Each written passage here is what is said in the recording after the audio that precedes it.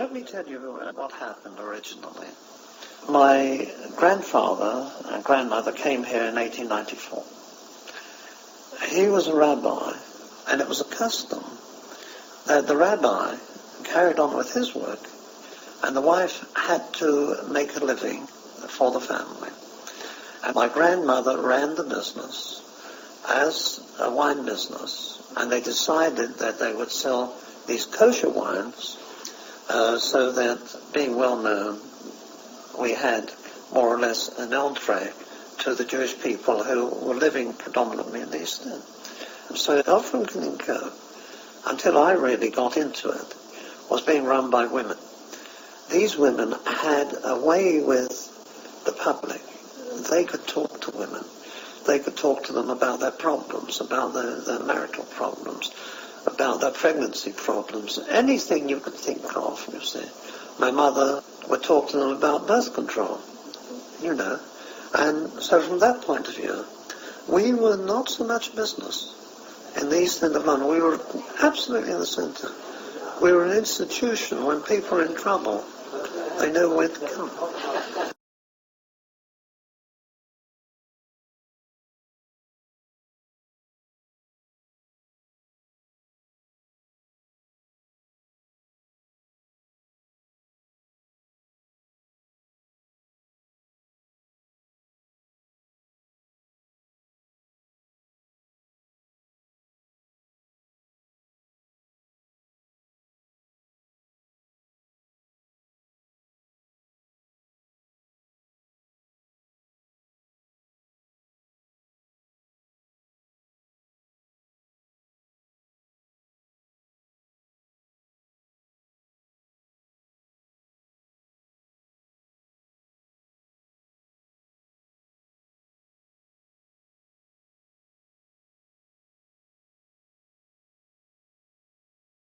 Bottom of where we were, like Cannon Street Road, you've got Wapping.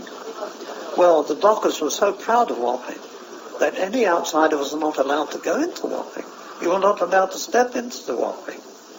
I mean, one of the things, I don't talk about anti-Semitism, but one of the favourites, no Jews allowed down Wapping, and you couldn't step across.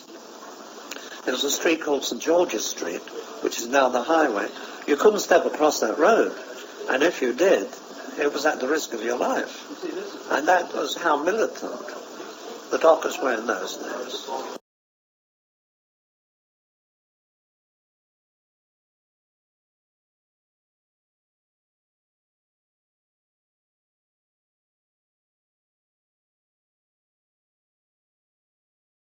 Opposite our shop, there was always a stand. And believe me, it was Speaker's Corner. I saw Mrs. Pankhurst, and I heard Mrs. Pankhurst speaking. I was taken by my nurse to Victoria Park. Now, in Victoria Park, the suffragettes had a rally, and the dockers came to meet them. But the dockers didn't come in a very peaceful way. They came with razors, and they came with things. And I well remember the Victoria Park lake flowing with blood, women's blood. That was the greatest massacre I've ever seen. I was only a child. But nevertheless, to see women shrieking and running, I mean, it remained in my memory for all time.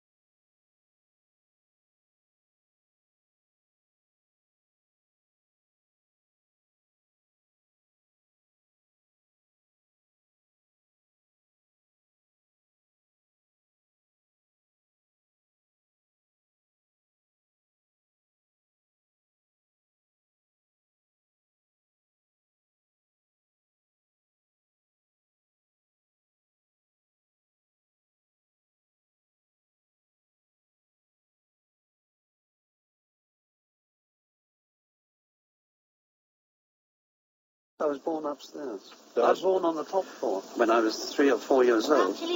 This was my playground. I used to play on the barrels. And then, just to annoy people going by, there's a ladder going onto the roof. And it's a flat roof there. And I used to go up with my cousin, who was born here as well, and take corks up. We were no more than 4 or 5 years old. And pelt people in the street, you know, with these corks. That was our pleasure, you see.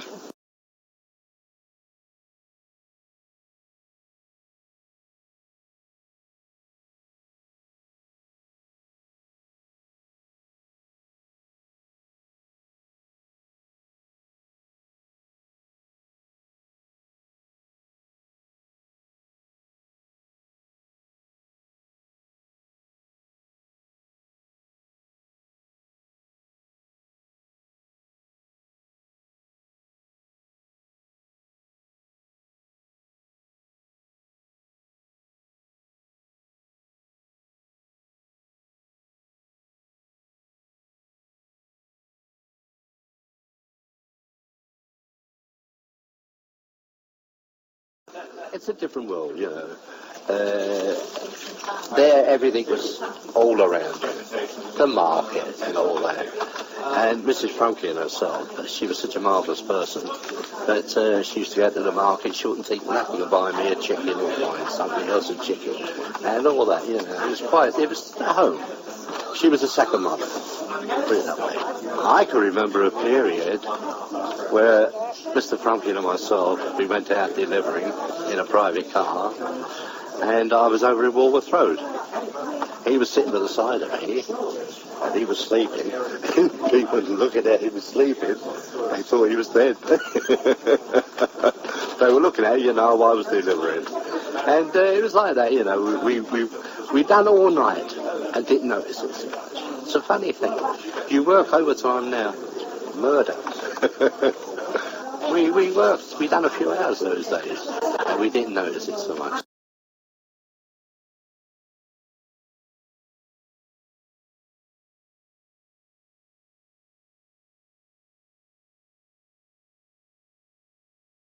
In the East End, we used to know everybody's business, didn't we? Yes, and everybody used to come into Frumkin. If you wanted a husband, you came to Frumkins. If you wanted a fountain pen, you came to... True, this is true. Whatever you did, you came to Frumkins. We've known each other for so many years, and we've never been treated strictly as employees. We're all family, in effect. They come to our weddings, we go to theirs. We've been with him for such a long time that we know him as well as his family does, and he knows us.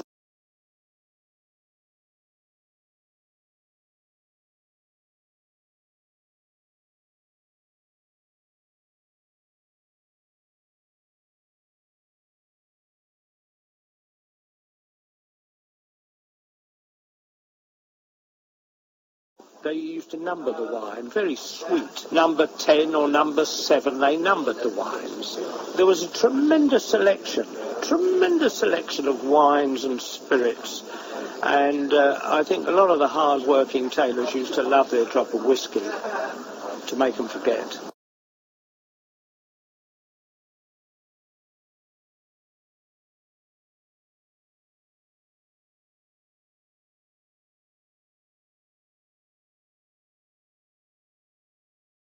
This was an institution. It was never a shop.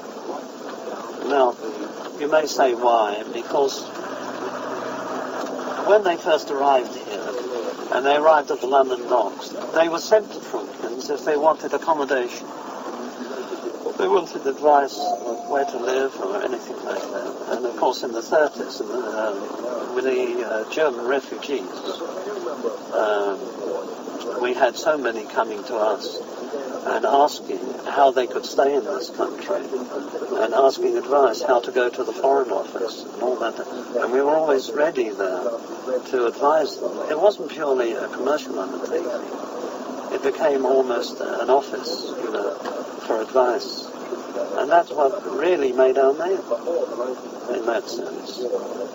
There's certain things that, if I were to mention today, after all this time, I may be subject to prosecution, but from my point of view, it was justifiable because I saved people from the Holocaust. And this I know. If you switch it off, I can tell you, and this is absolutely a fact, that during 1939, and I was part of this as well, my mother used to almost live in the Home Office because there were people here who were escaping from Nazi Germany who were being sent back. And she would go there and beg for them, and I would have to help. I would work with the police. Certainly, sometimes it was a bit of a risk the way it was done. But nevertheless, many people were saved.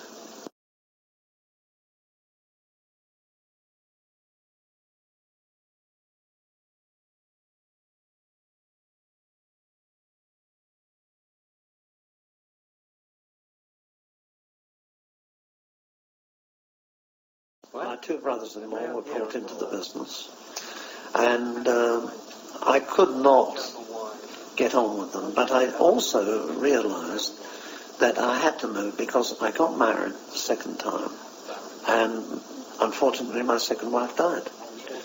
But she was working in the West End of London, and I would take her from Finchley to the West End every day, and then going down from the West End to the East End, double journey. So she was a very wise person, and she said to me, "Look, Aaron, don't you think it would be clever if you bought a shop in the West End, near where I'm working?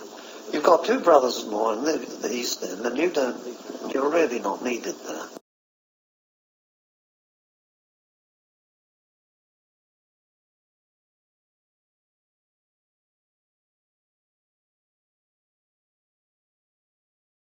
Now, the character of the West End shop has changed during the past 5 years.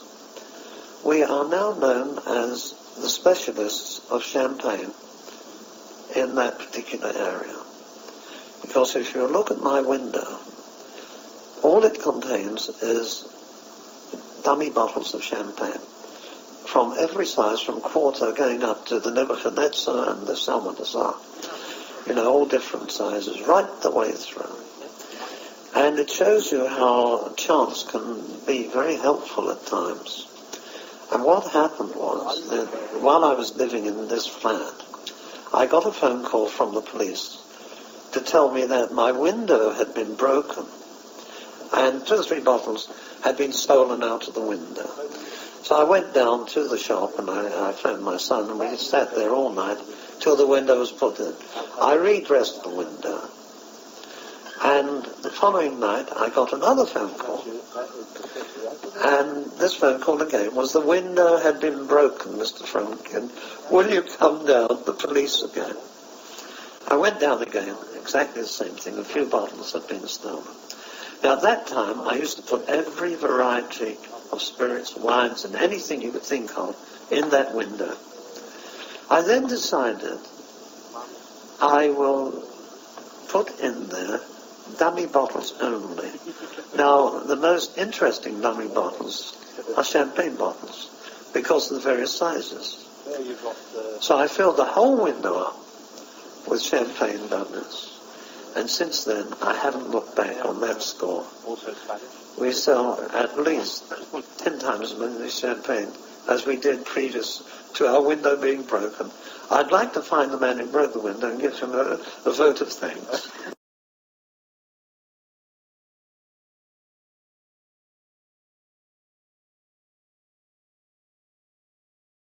I can see that they like the small wine merchant for the simple reason I think that the average buyer feels very much more at home.